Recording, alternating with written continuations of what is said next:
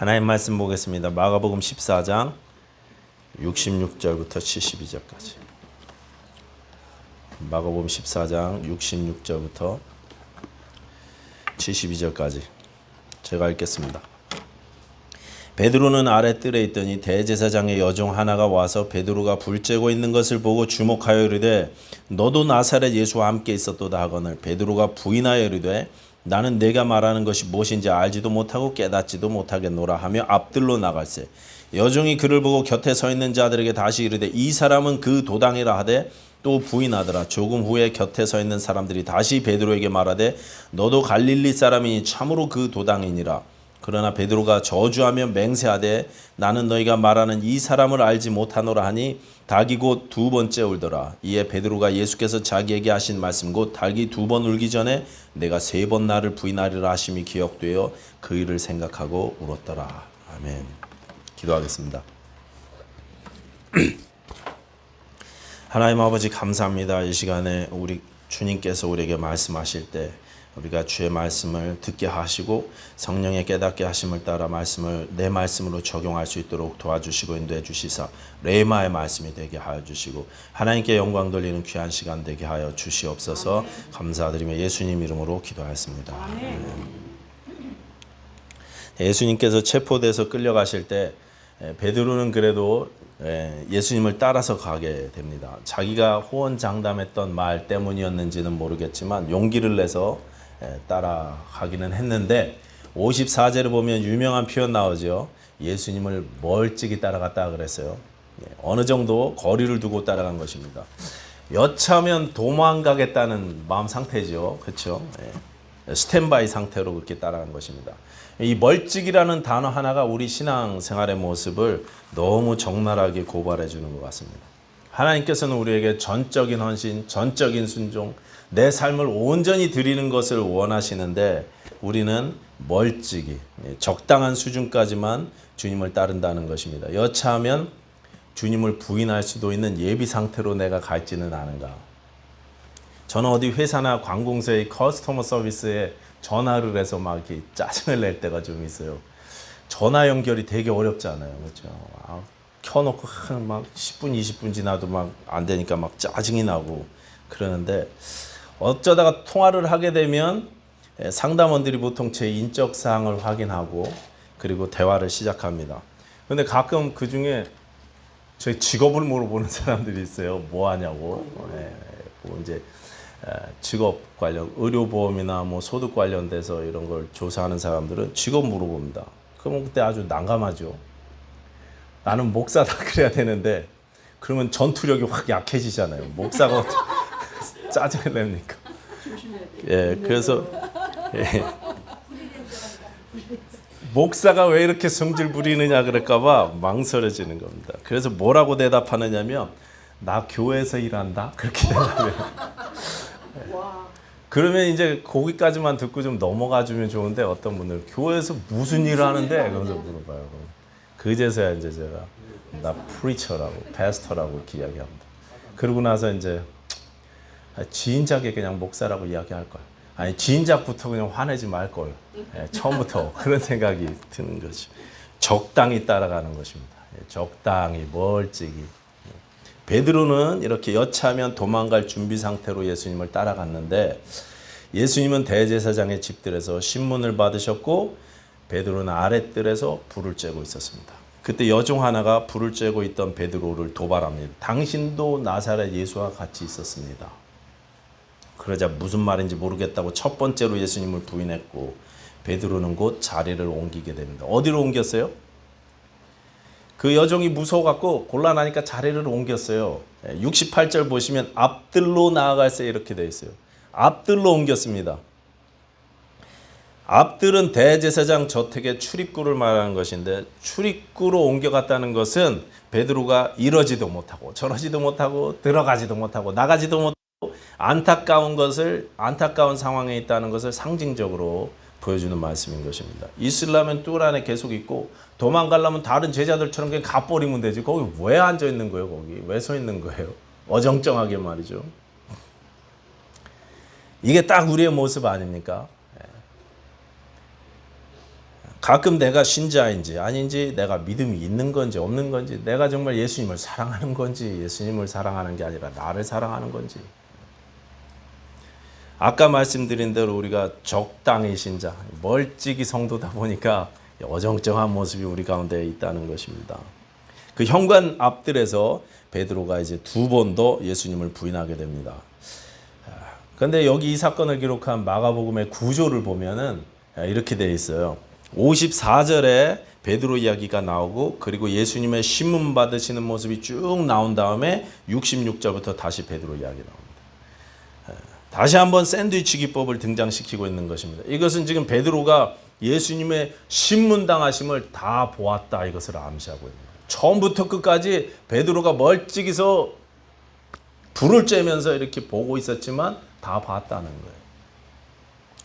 그 뒤에 다 보고 그 뒤에 예수님을 부인했다는 것입니다. 예수님을 3번이나 부인한 것이 예수님의 신문당하심을 다 본 결과다라는 뜻이 되는 것입니다. 그렇게 어이없이 무기력하게 매맞고 모욕당하시는 예수님의 모습을 다 보고 나서 이 베드로가 예수님을 부인하게 되었다는 사실을 은연중에 드러내는 것입니다. 그렇게 생각하고 나서 71절을 보게 되면, 여러분 71절 다시 한번 다 같이 읽어보겠습니다. 71절 시작. 그러나 베드로가 저주하며 맹세하되 나는 너희가 말하는 이 사람을 알지 못하노라. 나는 너희가 말하는 이 사람을 알지 못하노라. 이 3번째 부인의 말은 그냥 단순히 모른다는 말이 아닌 것입니다. 나는 이 사람을 알지 못하노라. I don't know this man. 그렇죠? 이 말은 단순히 나는 이 사람 모릅니다, 이 정도가 아니고 뉘앙스가요, 나는 이런 사람 알지 못한다, 이런 뜻입니다. 나는 이런 예수는 알지 못합니다, 이렇게 읽혀질 수 있다는 거죠. 그 신문당하심을 다 보고 났더니 내가 알던, 내가 기대하던, 내가 이제까지 알아왔던 예수가 아니었다는 것입니다. 내가 아는 예수님은 바람과 바다를 잔잔케 하시는 분이셨고, 병자를 고치시고 귀신을 몰아내시고 죽은 사람조차 일으켜 세우시는 분이신데, 이렇게 무기력한 예수, 능력 없는 예수는 내가 알던 예수가 아니라는 거예요. 나는 이런 예수는 모른다. 전에는 권세 있는 세교원으로 당대 높은 내노라 하는 바리새인들과 서기관들을 굴복시켰던 분이시 예수님이셨습니다. 그렇게 기대감을 한껏 끌어올리시면서 저 갈릴리에서 이곳까지 운동을 일으켜서 그렇게 따라오게 만드셨어요. 기대를 가지고 예루살렘까지 이렇게 따라왔는데, 그런데 정작 가장 중요한 대제사장과의 정면 승부에서, 이 마지막 승부에서 아무 말씀도 하지 아니하시고 일방적으로 당하기만 하시는 이분, 이런 예수는 내가 아는 예수가 아니라는 것입니다. 내가 기대했던 예수가 아니라는 것입니다. 대제사장 앞에서 굴복시켜야죠. 가야바를, 안나스를 굴복시켜야죠. 드디어 내 세상이 오는데 거기서 결정적인 순간에 아무 말씀도 하지 않으십니다. 당하기만 하세요. 내가 아는 예수가 아니다. 나는 이런 사람 모른다. 여러분, 여러분이 아시는 예수님은 어떤 분이십니까? 예수님을 여러분은 어떤 분으로 기대하고 계십니까? 얼마 전에 인터넷 동영상 하나를 봤는데, 어떤 젊은 일본 여성분이 바이올린 연주를 하시는데 보신 분이 있을지 모르겠습니다. 사고로 오른손 어깨까지 절단하신 분이세요. 그러니까 한쪽 손으로 바이올린 연주를 하는데 왼손으로는 코드를 잡으시고 바이올린 활을 오른쪽 어깨에다가 특수 막대기로 고정을 하셔갖고, 그래서 이렇게 어깨로 연주를 하시는데 바이올린 연주가 굉장히 아름답고 수준급이십니다. 감동적이었어요. 그런데 그 영상 아래 댓글에 미국 분들이 이제 댓글을, 거의 미국 분들 같은데, 한 분이 하나님께서 당신을 축복하기 원합니다 하는 그런 일반적이고 좀 상투적인 축복의 말, 덕담을 이렇게 써셨어요. 그랬더니 그 아래 대댓글에 거의 한 사람도 빠짐없이 수십 수백 명이 미국 사람들인데 뭐라고 이야기하냐, 대다수가 하나님을 모욕하고 신앙을 조롱하는 글들을 쫙 달아놨어요. 야, 저 어떻게 미국 사람들이 이럴까 싶었어요. 팔이 잘렸는데 무슨 축복이냐 이거죠. 축복을 주시려면 처음부터 사고를 막아주셨어야지. 저 우크라이나하고 저 러시아의 전쟁 난민들을 위해서 기도하자 그러면, 하나님의 축복을 간구하자 그러면, 축복은 무슨 축복이고 기도는 무슨 축복이냐. 그러려면 아예 전쟁을 나지 않게 막아주셨어야지. 뭐하고 계시다가 이제서야 축복하시느냐 이겁니다. 조롱하고 비아냥거리는 것입니다. 하나님을 잘 모르니까, 내가 생각하고 내가 기대한 하나님의 모습과 다르니까 조롱하고 부인하는 것입니다. 베드로도 그랬습니다. 그동안 내가 알아오던 예수님, 내가 바라고 꿈꿔왔던 메시아의 모습이 아니었습니다. 주님을 제대로 알지 못했어요, 베드로가. 그러니 나는 이 사람을 알지 못한다라는 말은 아이러니컬하게도 맞는 말입니다. 맞는 말입니다. 베드로는 예수님을 제대로 알지 못했습니다. 어떤 면에서 거짓말이 아니었다는 것입니다. 베드로는 예수님을 온전히 알지 못했어요. 베드로가 예수님을 부인하게 된 이유를 여러 가지로 따져볼 수 있겠지만, 저는 이게 가장 큰 이유 중에 하나가 아닐까. 예수님을 제대로 알지 못해서, 온전히 예수님을 알지 못해서 부인한 게 아닐까, 이렇게 생각합니다. 그런데 이런 상황에서도 예수님은 흔들리지 않으십니다. 우리가 잘 아는 이사야서 53장 7절에 보시면 이렇게 되어 있어요. 그가 곤욕을 당하여 괴로울 때에도 그의 입을 열지 아니하였으며, 마치 도수장으로 끌려가는 어린 양과 털 깎는 자 앞에 양 같아서, 잠잠한 양같이 그의 입을 열지 아니하였도다 그랬어요. 도수장에 끌려가는 어린 양 같다 그럽니다. 여러분, 어린 양이 왜 도살장으로 끌려갑니까? 어린 양이 제물되기 위해서, 제물이 되어 죽는 자리로 끌려갔던 그 어린 양처럼 예수님도 끌려가셨습니다. 그리고 아무 말씀도 하지 않으시는 거예요. 흔들리지 않으십니다. 당신께서 이 땅에 오신 목적, 하나님께서 주신 하나님의 뜻을 이루기 위해서 묵묵히 자신의 길을 걸어가시는 것입니다. 아무 말씀도 하지 않으셨어요. 신문당하시는 중에 하신 한마디는요, 그 말 때문에 위험에 처할 줄도 알면서, 뻔히 아시면서도 하신 한마디, I am, 내가 하나님이라는 그 표현 한 번이었습니다. 흔들리지 않고 자신의 길을 묵묵히 걸어가신 것입니다. 근데 우리는 어떻습니까? 흔들립니다. 본문의 베드로처럼 우리는 계속 흔들립니다.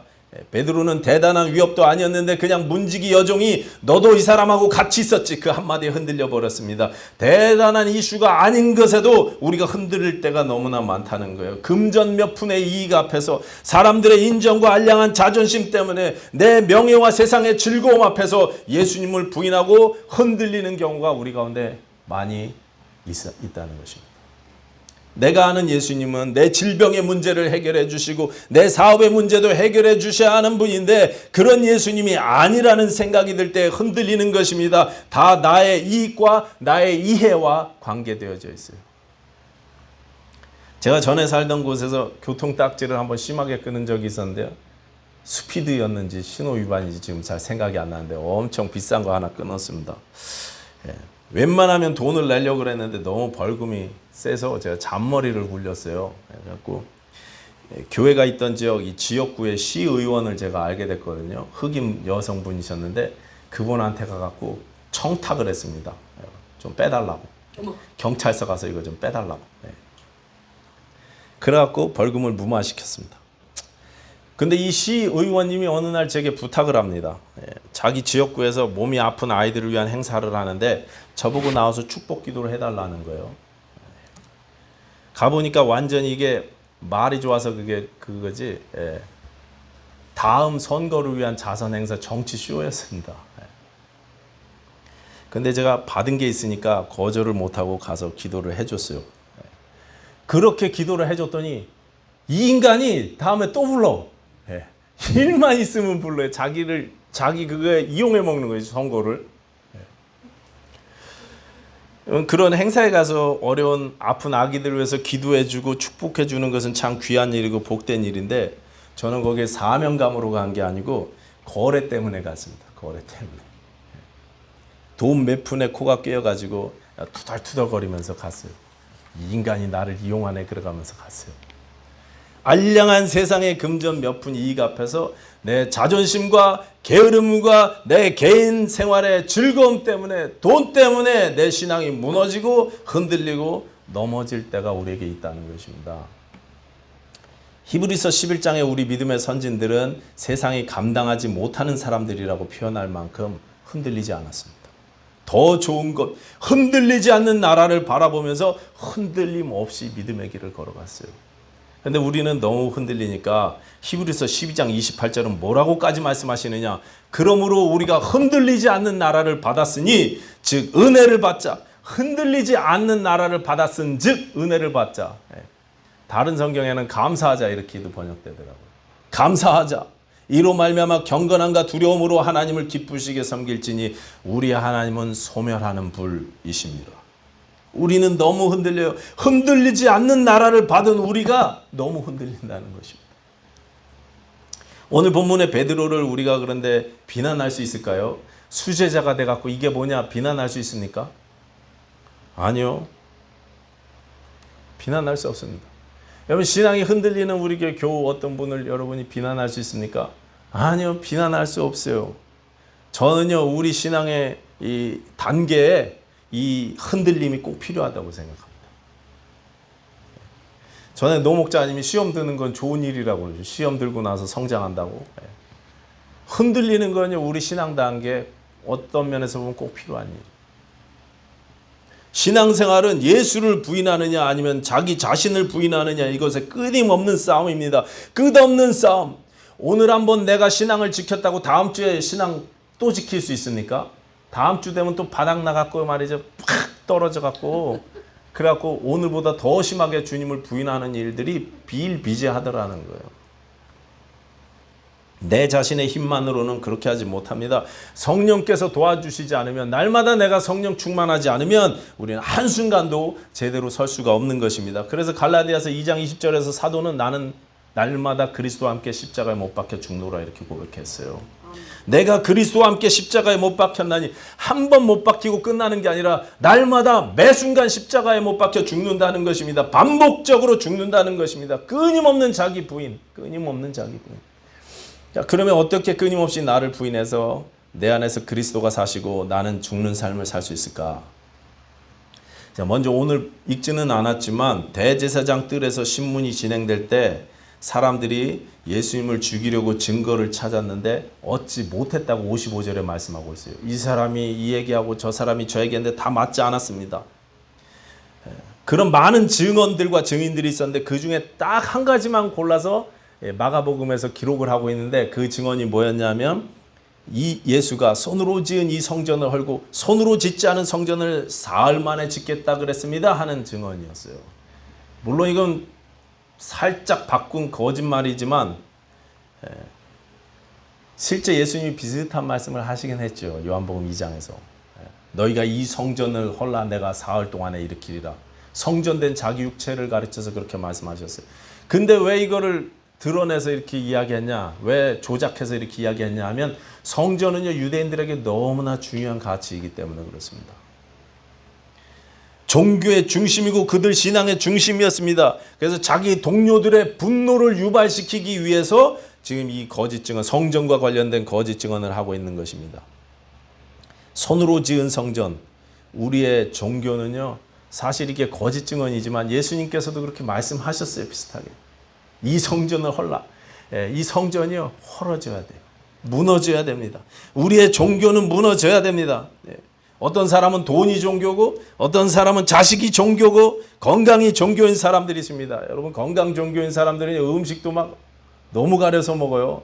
저는 아무거나 먹어서 문제인데 어떤 사람은 너무 가리는 사람들이 있어요. 그렇죠? 하나님이 주신 것 중에 괜찮은 건 드셔도 되잖아요. 근데 이것도 안 먹고 저것도 안 먹고 막 소금 다 뺏어 먹고 설탕 다 뺏어 먹고 몸의 건강이 물론 중요한 것이지만 너무 혹이 매달리는 분들도 있습니다. 자녀에 너무 매달리고 사업에 너무 매달리고 종교가 되어버리는 사람들이 있다는 것입니다. 내가 열심히 교회 생활을 했고 내가 열심히 충성 봉사를 해왔고 교회에서 했던 나의 일들이 종교인 사람들도 있습니다. 이런 나의 종교들이 다 무너지고 은혜의 복음이 새롭게 세워져야 한다는 것입니다. 그냥은 설 수 없습니다. 내 종교가 무너지고 나서야 우리 신앙이 그 자리에 다시 서는 것입니다. 진동치 않는 강한 신앙으로 서기 시작합니다. 내 종교가 무너져야 끊임없는 자기 부인이 가능해지기 시작하는 것입니다. 또 하나는 여러분 베드로는 원래 이름이 시몬이었죠. 시몬이었는데 예수님께서 반석이라는 베드로라는 이름을 주셨거든요. 주는 그리스도시요 살아계신 하나님의 아들이십니다. 가이사라 빌립보 도상에서 그렇게 고백했을 때 바요나 시몬아 내가 복이 있도다. 너는 시몬인데 이제 내가 베드로라고 하겠다. 내가 이 베드로 반석 위에 내 교회를 세우리니 음부의 권세가 멸하지 못할 것이다. 그렇게 말씀하시면서 축복해 주셨어요. 그런데 이 반석이 베드로라는 이 반석이 무너졌습니다. 여지없이 무너졌습니다. 주는 그리스도시요 살아계신 하나님의 아들이라고 고백했던 그 똑같은 입술로 나는 이 사람을 알지 못한다고 배신하고 말았습니다. 베드로 반석이 무너진 것입니다. 여러분 손으로 지은 성전 우리의 종교가 무너지고 나만의 반석 나만의 신념이 무너져야 우리가 흔들리지 않는 신앙으로 일어서게 된다는 것입니다. 나는 다른 사람과 다르다고 다른 사람은 부인해도 나는 예수님과 죽는 곳까지 따라갈 거라고 나는 이 교회에서 정말 중요한 사람이라고 내가 교회를 10개나 개척했고 나는 이렇게 했고 저렇게 했고 나는 주를 위해서 다른 사람과 달리 열심히 특심하고 여러분 이런 개인의 신념들과 자부심들이 다 무너져야 한다는 것입니다. 자신감, 내 자랑, 내 신념 다 무너져야만 하는 것입니다. 내가 이제까지 믿어온 복음이 아닌 신앙, 복음이 아닌 종교들은 다 기꺼이 무너져도 된다는 아니 무너져야만 한다는 그런 사실을 아시라는 말씀입니다. 그렇게 내가 하나님 앞에서 무너질 때 내가 죽고 그리스도가 살기 시작합니다. 오늘 보면 72절은요. 닭이 두 번째 울게 되니까 베드로가 예수님의 말씀을 기억되어서 생각하고 울었다 이렇게 말씀하고 있습니다. 누가복음으로 보면 밖에 나가서 심히 통곡했다고 기록하고 있습니다. 여기 울었다는 말은 거기서 한번 울고 싹 눈물 닦고 그냥 간 게 아니라 계속 우는 것입니다. 계속 전설대로 닭 울음소리만 들리면 막 울었다 그러잖아요. 그 동방교회는요 닭을 십자가 종탑 위에다가 닭을 올려놨잖아요. 십자가 안 올려놓고 계속 울었다는 것입니다. 말씀이 생각나서 심히 통곡했습니다. 이 구절을 보면 분명히 베드로가 예수님을 사랑하기는 사랑했던 것 같아요. 심히 통곡했습니다. 네, 여러분은 말씀이 생각나서 심히 통곡해 보신 적 있습니까? 말씀 앞에 내 삶을 비춰보면서 내가 눈물을 흘려보신 적이 있느냐 이것입니다. 베드로처럼. 우리가 베드로 왜 이랬을까 참 답답하다 하지만 이 베드로가 예수님을 사실 얼마나 사랑했는지 말씀이 생각나서 심히 통곡할 정도로 우리는 하나님께서 말씀을 주시는데 이 말씀을 받지도 못할 뿐더러 그 말씀 붙잡고 무릎 꿇고 앉아서 울어보신 적이 있느냐 이것입니다. 그 단계를 우리가 거치자는 거죠. 내 신념과 신앙, 내가 살아온 삶이 송두리째 부정되고 부인되면서 말씀 앞에 눈물을 흘려봐야 그래야 나는 죽고 그리스도가 사시는 체험을 하게 되는 것입니다. 말씀 앞에 눈물로 무너지는 경험, 그런 터널을 통과하면서 우리는 흔들리지 않는 믿음으로 성장해 가는 것입니다. 말씀 앞에 내가 그 말씀을 붙잡고 기억하고 통곡해야 되는데 붙잡고 눈물 흘릴 수 있는 말씀이 내게 없으면 어떻게 해요? 없으면. 그건 답답하죠. 그러니까 자꾸 내 안에 말씀을 내가 받아들이고 집어넣고 해야 되지 않겠습니까? 자꾸 읽고 이해가 안 돼도 자꾸 말씀을 접하고 유튜브에 보시면 훌륭한 목사님들 얼마나 많습니까? 조금 찾아서 좋은 목사님들 설교도 많이 들으시고 성경 공부도 좀 하시고 야고보서는 하나님을 가까이 하라 그리하면 너희를 가까이 하시리라고 했습니다. 시편 73편 기자는 하나님을 가까이 하는 게 내게 복이다 그랬어요. 그럼 하나님을 가까이 하는 것은 말씀을 가까이 하는 것입니다. 말씀을 가까이 하시기 바랍니다. 그래서 말씀으로 나를 정결케 하시며 다시 세우시는 소멸하시는 불 되시는 우리 하나님을 체험하실 수 있는 저와 여러분들 됐으면 좋겠습니다. 내 종교하고 내 반석은요 반드시 무너져야 됩니다. 무너지고 하나님의 새롭게 세우심을 체험해야만 합니다. 그렇기 때문에 사실 그리스도와 함께 십자가에 못 박히는 일은 내가 아니고 내 힘으로는 성령님이 아니고는 할 수 없는 일입니다. 그래서 우리는 항상 성령 충만을 사모해야 돼요. 예수님께서 신문 당하실 때 베드로는 불을 쬐고 있었다는 표현이 2번 반복해서 나오고 있어요. Warming himself at the fire 이렇게 되어 있어요. 스스로 따뜻하게 하려고 불 곁에 있었다 그래요. 여러분 우리는 성령님 곁에서 나를 따뜻하게 하는 정도가 아니라 성령으로 충만해져서 불로 뜨거워지시기를 사모하시는 저와 여러분들 되시기 바랍니다. 성령의 능력으로 넘어져도 일어나고 넘어져도 다시 일어나는 성도들 되시기를 사모하시기 바랍니다. 성령 충만이 우리의 기도 제목 됐으면 좋겠어요. 나의 종교와 흔들리지 않는 믿음으로 나의 반석이 다 무너지고 진동하지 않는 하나님 나라를 바라보시면서 날마다 내 안에 그리스도께서 승리하시는 저와 여러분의 삶 될 수 있기를 예수님 이름으로 부탁드리겠습니다. 기도하겠습니다. 하나님 아버지 감사합니다. 우리에게 진동하지 않는 나라를 선물로 주셨사오니 하나님 우리의 믿음도 흔들리지 않게 하여 주시옵소서. 한 걸음 한 걸음 예수 그리스도만 내 안에 살게 하시고 하나님께 영광 돌리는 저희들 삶 되게 하여 주시옵소서. 예수님 이름으로 기도하였습니다. 아멘.